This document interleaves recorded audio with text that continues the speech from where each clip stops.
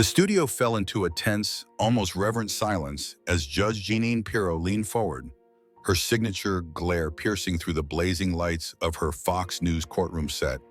The crimson and navy design, crafted to mimic the gravitas of real courtrooms, gleamed beneath the cameras, radiating an aura of power and control that she had cultivated over years on television. Across from her sat New York State Assemblyman Zohran Mamdani, cool and collected in a charcoal Nehru collar jacket, his posture straight, his expression unreadable. His mere presence on Pirro's show was unexpected, and what happened next would stun the audience into silence. The nearly 200-person studio crowd, many of them longtime fans of Judge Pirro's fiery monologues, had come expecting the usual spectacle. Pirro would skewer her guest with piercing commentary, deliver a scathing takedown about law and order, and the progressive politician in the hot seat would either retreat, deflect, or crumble. What they didn't expect was a reversal of roles that would become broadcast history. "Assemblyman Mamdani," Pirro began, her voice rich with controlled contempt, honed through decades as a prosecutor, judge, and conservative media force. "You speak of justice, but your record tells a different story. Are you here to defend your radical proposals, or just to spin them into something palatable for your Twitter followers?" An audible murmur rippled through the audience. This wasn't meant to be a debate. It was framed as a civil conversation about policing and prison reform. But Pirro had other intentions. She wanted to put this young socialist in his place, to prove that passion and protest were no match for courtroom grit and American tradition. But what she didn't expect was for Mamdani to smile, not nervously, not defensively, but with the quiet confidence of a man who had walked into this confrontation fully prepared. "Judge Pirro," he said evenly, his voice calm, almost disarmingly polite. "Before you interrogate my record, perhaps we should have an honest conversation about yours, because I've come with documents that might just surprise your audience and your producers." The camera immediately zoomed in on Pirro's face. Her smirk faltered. In the control booth, a flurry of voices buzzed through headsets. Camera angles shifted. This was no longer a controlled Fox segment. It was quickly turning into a high-stakes confrontation.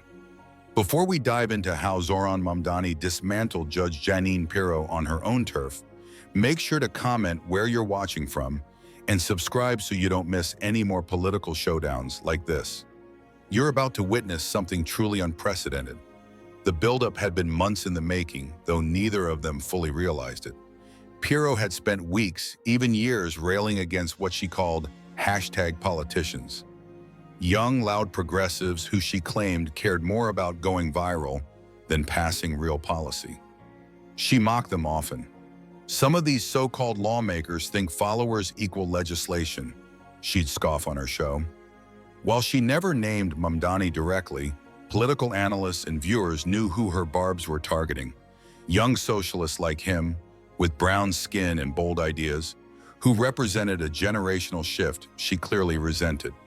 Mamdani, for his part, had remained silent, publicly. His staff encouraged him to respond. He didn't. Instead, he studied her, waited, prepared.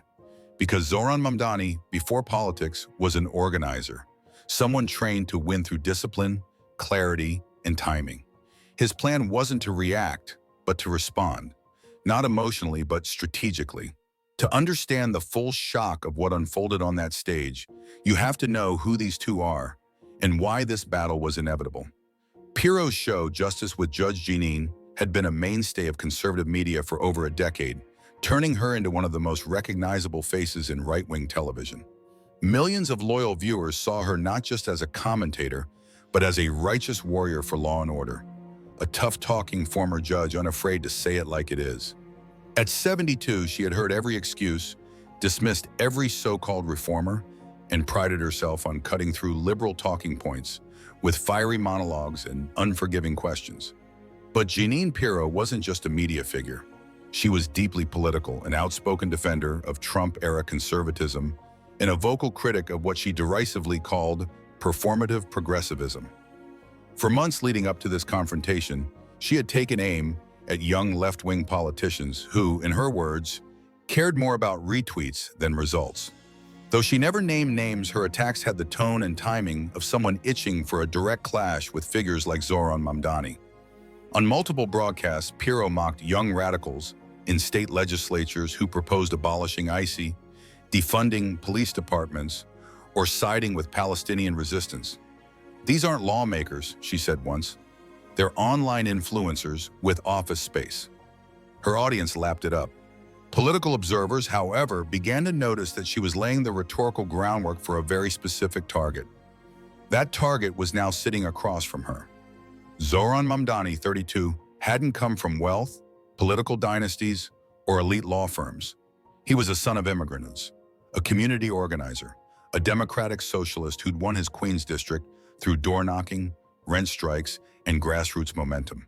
And unlike many young politicians, Mamdani hadn't entered politics to climb ladders. He came to tear them down. Before politics, Mamdani worked in housing justice, organizing tenants to fight predatory landlords. His rise was meteoric but earned, not gifted. He was articulate, data-driven, and fiercely principled. And like Crockett in the original tale, Mamdani's strength came not just from what he believed, but from how methodically he could argue it. He also understood power and how to confront it.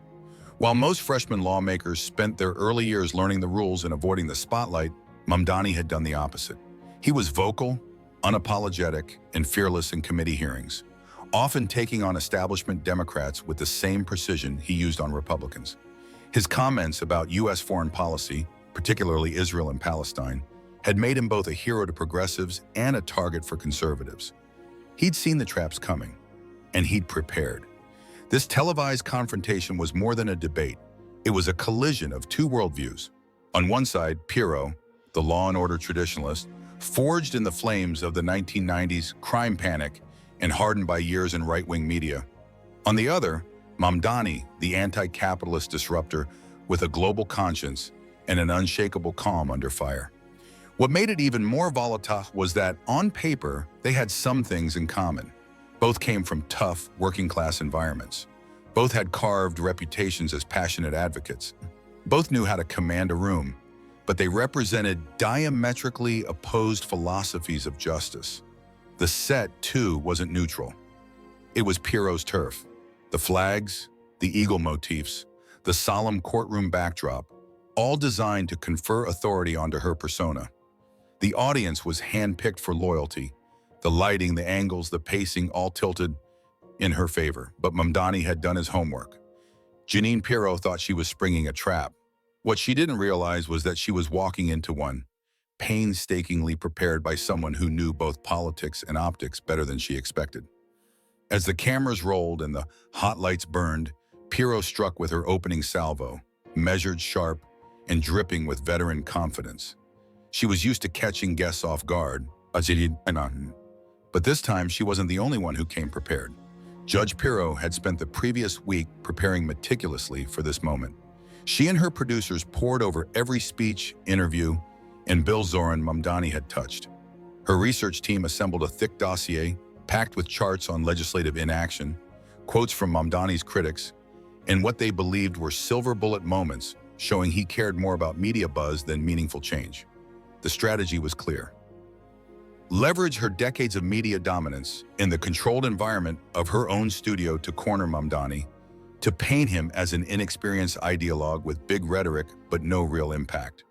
She would use the full force of her persona, her brand, and her platform to remind him and the audience who held the power in this room. What Pirro and her team failed to realize, however, was that Zohran Mamdani had been preparing for moments like this his entire career. Years of community organizing had sharpened his strategic thinking. His training in public housing fights had taught him how to face off against hostile landlords, lawyers, and bureaucrats. And more importantly, his socialist worldview had prepared him for confrontation, not just political, but moral. Pirro leaned back confidently in her judge's chair, a glint of theatrical righteousness in her eyes. "Assemblyman Mamdani," she said, her voice dripping with skepticism, "you've been in the New York Assembly for nearly 3 years now. You've introduced bills, posted your speeches online, and made a lot of noise on Twitter. But let me ask you plainly, what have you actually done? What legislation have you passed that's improved a single person's life? The audience murmured in agreement. Classic Pirro, blunt, surgical, unfiltered.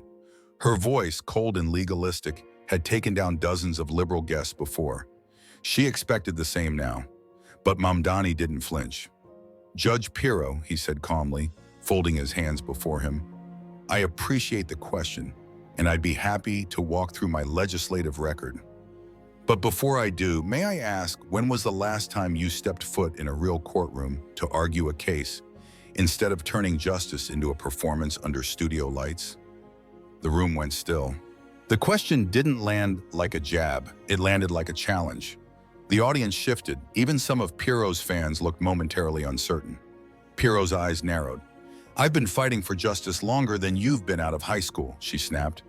My courtroom may be on television now, but the values are the same. Don't dodge the question. I'm not dodging, Mamdani replied smoothly. I'm giving context, because unlike TV segments that last 6 minutes, real legislative work takes time. It takes negotiation, coalition building, and facing opposition, not just commentary from behind a desk. There was a visible shift in the room. Pirro's crew behind the scenes began exchanging looks. This wasn't unfolding like their usual broadcast rhythm. Pirro tightened her grip on her notes and leaned in. All right, let's get specific then. Your Tenant Protection Act, the one you keep promoting on social media, has been sitting in committee for almost a year with no floor vote. Meanwhile, working families are still facing evictions every day. Isn't that just performance politics? Now she was back in familiar territory, calling out what she saw as empty activism. She expected Mamdani to falter, maybe launch into a generic defense. But instead, Mamdani leaned forward slightly, his tone sharpening with conviction. Well, since you want to talk about that bill, he began, let's talk about something your viewers might find interesting. 3 weeks ago, your production company, Pirro Media LLC, signed a $2.3 million strategic consulting deal with the Corporate Landlord Association, the same group that spent millions lobbying against the very housing protections my bill includes. Gasps, the audience collectively stiffened. Phones rose, heads turned toward Pirro, whose smile froze mid-expression. Her carefully composed poise cracked ever so slightly. Camera operators instinctively zoomed in. My bill may be stuck in committee, Mamdani continued, but I'm not taking money from the people profiting off homelessness while preaching about justice on television. Pirro jolted upright, visibly rattled. How dare you come onto my show and throw around baseless accusations? You have no idea what you're talking about. But Mamdani was just getting started. From his bag, he casually pulled out a folder, thick and worn, filled with highlighted pages and clipped documents. The kind of preparation you don't bring unless you intend to go to war. Oh, I know exactly what I'm talking about, he said, flipping it open with surgical grace. Unlike some people, I do my homework. The audience was spellbound. The tension in the studio was electric. Phones flashed. Social media alerts were already pinging across devices as the first clips began spreading online. This wasn't just a political confrontation anymore. It was a live reckoning. What had started as a typical segment had now unraveled into a full-scale confrontation, and everyone could feel it. The tension in the studio was suffocating. Camera operators instinctively crept in closer, their lenses locked on the unfolding drama. In the control room, frantic voices debated whether to cut to commercial. But ratings were surging like never before, so they let it ride. The contract is public record, Mamdani said coolly, opening the folder with practiced calm. The slow, deliberate motion of someone who had walked into 1,000 confrontations and always came with receipts. Signed it just 3 weeks ago, the same week you began your media tour slamming tenant protections and rent control. Interesting timing, don't you think? Judge Pirro's face went crimson, and for the first time in her storied television career, viewers saw her lose her grip. Her usual smirk gave way to clenched teeth. Her eyes darted off camera. My business has nothing to do with my beliefs, she snapped. I've been fighting for justice since before you were born. Have you, though? Mamdani countered, and now his voice took on the razor-sharp tone of a prosecutor cornering a hostile witness. Because I brought something else your viewers might want to see. He reached into his briefcase again. The room held its breath. Phones rose into the air. The faint buzz of a dozen notifications pinged as the first viral clips hit social media. Judge Pirro sat back, hands gripping her desk. For the first time since her rise to media prominence, she wasn't steering the conversation.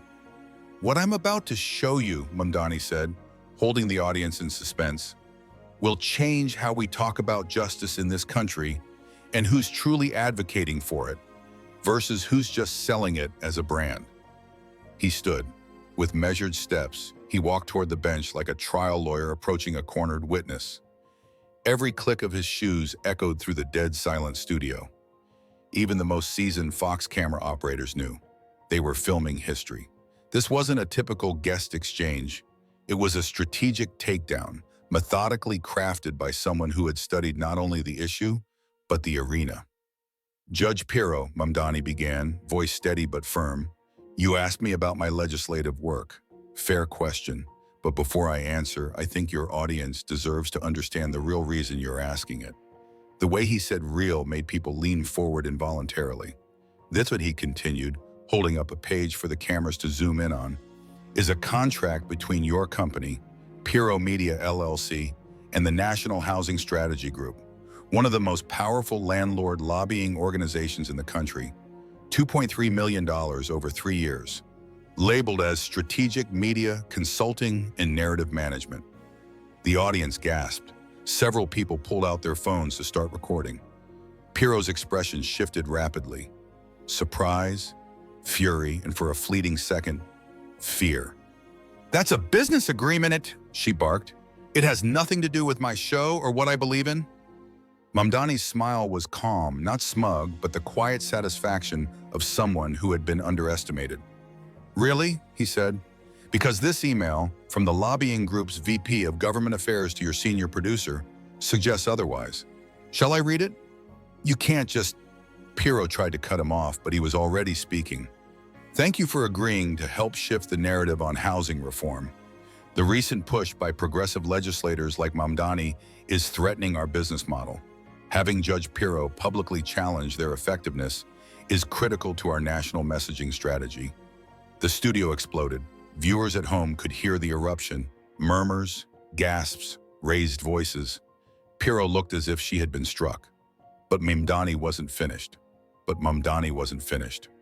"Judge," he said, locking eyes with Pirro, "you questioned my effectiveness as a legislator. You asked what I've accomplished while I've been advocating for housing justice. So let me show you exactly what I've been doing while you've been taking money from the same corporations that profit off evictions and homelessness." He reached once more into his briefcase and pulled out a thick stack of neatly bound papers. "This is the Tenant Dignity and Defense Act," he said, holding the document high enough for the cameras to zoom in. "I've co-sponsored this bill with lawmakers from both parties. It's designed to cut New York's eviction rate in half by expanding rent stabilization, legal aid access, and tenant protection statewide." The crowd leaned forward, silent.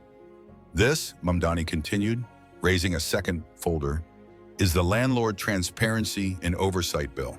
It ties state housing subsidies to full disclosure of corporate ownership and rent histories." He held up a third. "And this is the Public Housing Reinvestment Act. It would inject $4.5 billion into crumbling NYCHA buildings without handing control over to private developers." Pirro tried to interject. "Those are just bills," she said with a scoff, her tone sharp. "Anyone can draft a bill. You haven't passed a thing." "You're right," Mamdani said without skipping a beat. "Anyone can draft a bill, but not everyone gets them out of committee, through industry resistance, and into active negotiations." He paused, voice steady. "The Tenant Dignity Act passed the Assembly floor 3 weeks ago with bipartisan support. The Public Housing Reinvestment Act is being fast-tracked through the Senate's Housing Committee as we speak." The audience erupted. Some clapped, others stood. But Mamdani lifted a hand and gently waved them down. "Here's what really matters, Judge Pirro," he said. "While you've been sitting in a studio for over a decade talking about justice, while cashing checks from the very industries making people homeless, I've been in actual housing courts, fighting for tenants. I've stopped illegal evictions. I've held slumlords accountable. I've passed funding increases for legal aid when you were calling tenant protections handouts on air." He stepped forward, his voice rising. "You want to talk about Twitter? Sure, let's talk about how I use social media to expose horrific conditions in Queens public housing. Mold, rats, broken heat, and that pressure led to $80 million in emergency state funding." He took another step. "Let's talk about how my viral hearings forced property managers into state oversight reviews. 3 executives are under investigation right now because of that work. That's not optics. That's results." Pirro leaned back. For the first time, she looked truly outmatched. "You came at me today thinking you could humiliate a young politician who doesn't know his place," Mamdani continued. "But what you didn't realize is, I've been preparing for bullies like you my entire life." The room was silent, and he turned now to face the audience. "In housing fights, in community organizing, in Albany, there's always someone who thinks they can silence you with a camera or a title. But what I've learned is this: power only works when people are too afraid to speak." He turned back to Pirro. "You built your career holding others accountable. But who holds you accountable? Who asks why someone who preaches about law and order is taking money from those breaking it every day in our communities?" The audience was entirely on Mamdani's side now. Many stood applauding. A few even began chanting his name. Judge Pirro looked around at the crew, the audience, the cameras, and saw it clearly. She hadn't just lost the debate, she had lost her courtroom. Mamdani walked back to his chair but didn't sit. He turned to the camera. "This is exactly what's broken in our system," he said. "People get comfortable, they get wealthy, they get famous, and they forget who they were supposed to fight for. They sell their influence, disguise it as patriotism, and then dare to question those who are doing the real work." He paused, his final line carefully delivered. "You asked what I've accomplished. I've done something you haven't in 20 years of TV. I've changed laws, not just talked about them. I've defended tenants, not just lectured them. I've stood up to corruption and never taken a dime from the people who benefit from keeping this system broken." A silence followed that not even producers dared interrupt. Pirro sat there wordless. The last words she always claimed as her own had been stolen in front of millions. Finally, Mamdani sat down. He crossed his legs and smiled. "Now, Judge," he said calmly, "any other questions about my record? I've watched Jeanine Pirro for over 15 years, and I've never seen anyone flip the script on her like that," wrote one longtime fan in a now viral comment under the YouTube clip. Another viewer chimed in, "Zohran Mamdani just gave the entire country a masterclass in preparation. This is what happens when you try to ambush someone who actually knows the system, not just how to yell about it on cable news." Even conservative voices, often hostile to Mamdani's politics, had to acknowledge what had just taken place. Right-wing blogs attempted to defend Pirro, arguing that her consulting contracts were private and had nothing to do with her on-air opinions. But even they couldn't deny Mamdani's performance. "Look, I disagree with 90% of his ideology," wrote one conservative columnist, "but the way he turned her tactics against her, with facts and calm, that wasn't politics, that was skill. Republicans should be taking notes." The mainstream media picked up the story like wildfire. What began as a single explosive segment morphed into a multi-day news cycle with nationwide implications. CNN ran the headline, "Assemblyman outmaneuvers Pirro in viral housing clash." But their follow-up coverage went deeper, launching a full investigative piece into the corporate lobbying money behind political commentators on TV.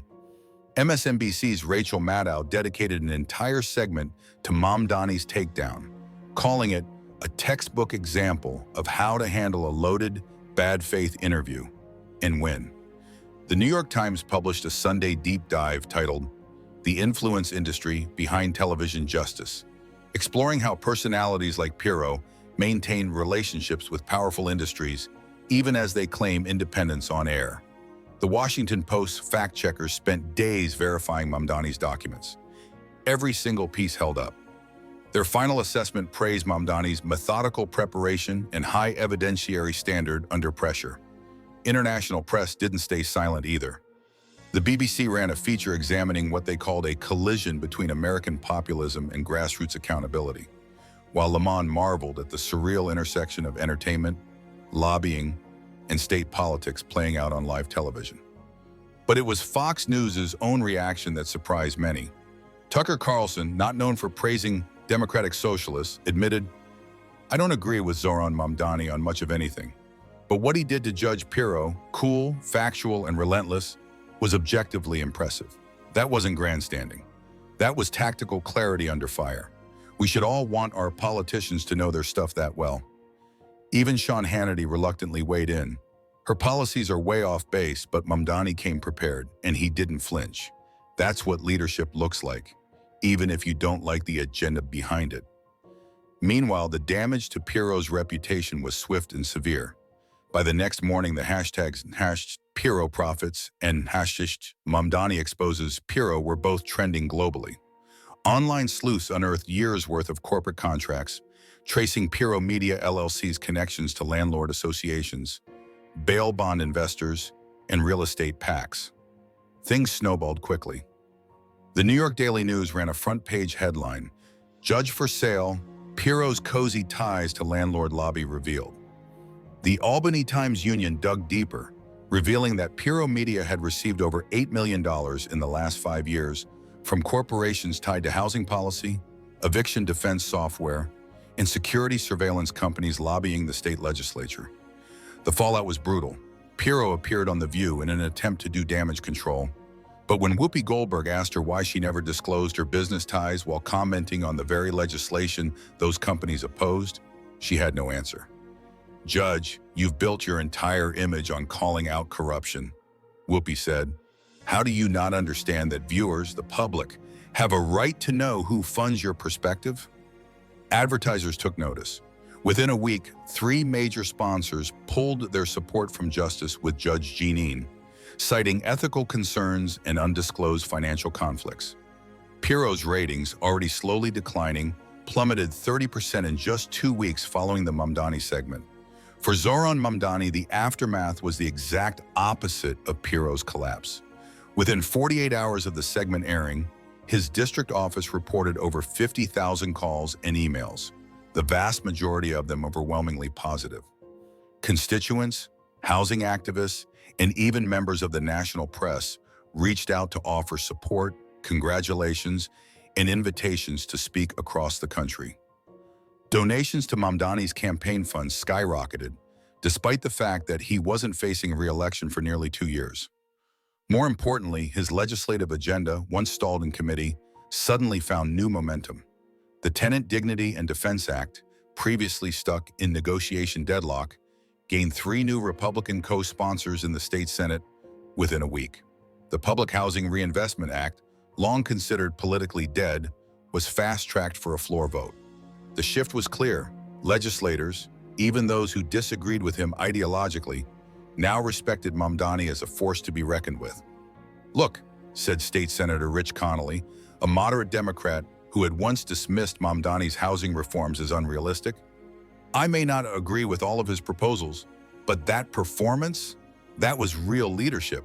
He was prepared, he stayed calm, and he backed up every word with facts. You can't ignore that." Even conservative figures quietly acknowledged the shift in perception. He was no longer just another activist with a platform. He had become something more, a credible, composed, fact-driven lawmaker who could hold his own on any stage. But the implications stretched far beyond just Mamdani and Pirro. The confrontation became a case study in political communication, cited in law schools, media ethics programs, and political strategy seminars. Professors at NYU, Columbia, and Harvard's Kennedy School added the clip to their curricula under courses like crisis management, media literacy, and accountability in public debate. What Mamdani did, said James Carville on his podcast, was turn Pirro's greatest weapon, her confidence, her experience, her platform, into a liability. He made her look like the outdated system she defends. That's political jujitsu at its highest level. The incident also forced a reckoning across the media world. Following weeks of pressure, several other television personalities and political commentators were asked to disclose any personal financial ties to industries they frequently commented on. At least two national media figures were suspended pending internal investigations. In response, major networks adopted stricter transparency policies, and the Society of Professional Journalists updated its ethics guidelines to require full disclosure of business relationships that could influence public commentary. But for many young progressive politicians, particularly first-generation Americans and people of color, Mamdani's performance became something more than just a media moment. It became a blueprint. He didn't back down, wrote Congresswoman Alexandria Ocasio-Cortez in a tweet that garnered over 600,000 likes. He didn't yell, he didn't posture, he just told the truth, calmly, relentlessly, and unapologetically. That's how you handle a platform that wasn't built for you. You claim it. The confrontation also revealed a generational fault line running through American politics and media. Figures like Pirro, who built their careers in a world of deference, delayed accountability, and controlled narratives, were suddenly confronted by a generation raised on instant fact-checking, public archives, and transparency by default.